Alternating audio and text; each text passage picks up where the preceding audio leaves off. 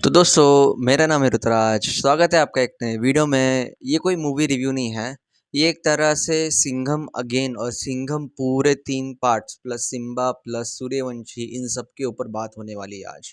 यानी कि रोहित शेट्टी की कॉप यूनिवर्स के बारे में। मैं वेब सीरीज़ की बात नहीं करूँगा, बस आज मूवीज़ की बात करूँगा। मतलब अभी शुरू करते हैं। तो सबसे पहला कल एक बड़ी री रिलीज़ हुई थी सिंघम। ये 2011 की मूवी री रिलीज़ कर दी थी। अभी इसके पीछे क्या कारण है एग्जैक्टली पता नहीं है मुझे। मैं ऐसा कल तक सोच रहा था, पर जस्ट टू अंडरस्टैंड कि भाई कि जनता अभी भी कनेक्टेड है क्या इस फ्रेंचाइजी से और अपने पहले पार्ट से, मुझे अभी अभी थोड़ा सा लग रहा है। क्योंकि जब से सिंघम रिटर्न्स का ट्रेलर आया है तो बहुत कुछ चीज़ें, नेगेटिव व्यूज़ पॉजिटिव व्यूज़ के ऊपर बातें हो रही है। मुझे बस इतना कहना है कि री रिलीज़ करके मिला क्या। क्योंकि पहली मूवी जो है एक तरह से मेन फ्रेंचाइजी को कनेक्टेड नहीं है, मतलब कॉप यूनिवर्स को कनेक्टेड नहीं है। सिंघम रिटर्न्स कनेक्टेड है, सिम्बा कनेक्टेड है, सूर्यवंशी कनेक्टेड है। री रिलीज़ करते तो ये तीनों कल के दिन ऐसे रिलीज़ कर देते जस्ट फॉर ऑडियंस एंटरटेनमेंट। क्योंकि सिंघम वन की कहानी जो है बेहद ही अच्छी है, पर ना ही काजोल अग्रवाल आगे के 2 मूवीज़ में दिखाई गई है और उनका रेफरेंस लिया गया है। 2 माने सिंघम रिटर्न्स, सिंघम अगेन।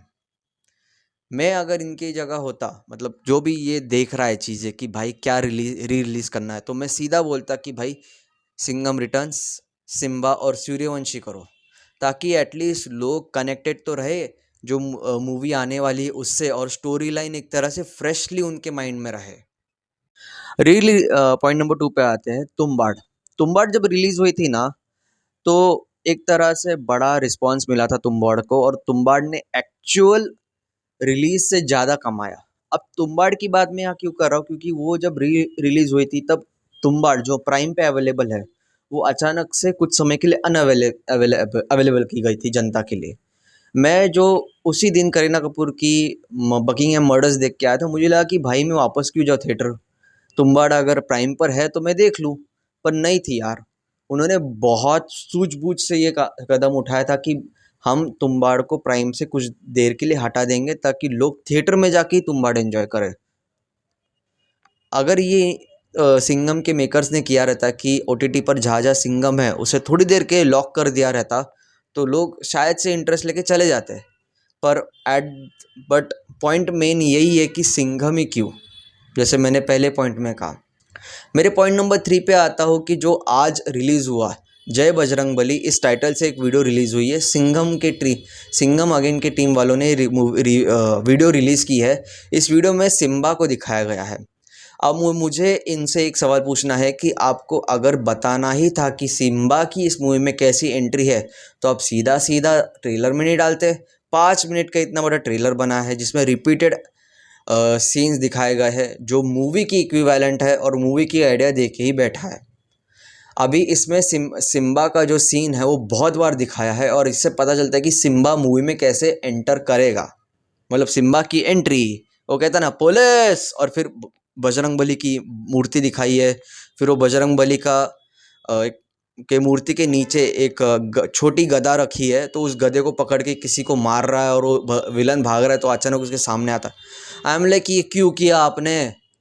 जनता अभी क्यों देखेगी आपकी मूवी? आप तो सीधा सीधा जनता को यूट्यूब पे सब कुछ प्रोवाइड कर रहे हो। मैं तो नहीं जाऊँगा अभी सिंघम अगेन देखने के लिए, क्योंकि मेरा पैसा बर्बाद है। मुझे पता है कि कहानी क्या है, एक्टर्स कौन है, एक्टर्स एक्टर्स का रोल का एंट्री क्या है, और साथ ही साथ एंड किस नोट पे होगा। मतलब जाने दो, एंड जाने दो, एंड ही जाने दो। ये 3 मुझे चीज़ें पता चली है, तो मैं इतना इंटरेस्टेड अभी हूँ नहीं सिंघम अगेन के लिए। सॉरी मैं आपको अगर ये बुरा लगे बात, पर मैं खुद एक वेब सीरीज़ के सेट पे काम कर चुका हूँ, और लिटरली मैं जानता हूँ कि लोग कितनी मेहनत करते हैं एक सेट के ऊपर। प्रोड्यूसर से लेके, मतलब प्रोड्यूसर को आना जाना रहता है कि भाई ये काम हो रहा है नहीं, director, assistant director, cinematographer, actors, light boy, sound, ये इनका जॉब मैंने खुद देखा है बाहर रह के। इसलिए मेरा दिमाग ख़राब हो रहा है अभी ये सब कुछ जो हो रहा है ना इनसे। आज के दिन मैंने एक रील भी डाला है इसे लेकर, तो अगर आपने रील नहीं देखा है तो चिल, क्योंकि मैंने रील की बातें यही बता दी है। मैं मिलता हूँ आपको अगले वीडियो में, यानी कि अगर कोई ट्रेलर आता है इस हफ्ते में, या फिर डायरेक्टली मिलता हूँ आपको भूल भुलैया 3 का रिव्यू लेके। बाय।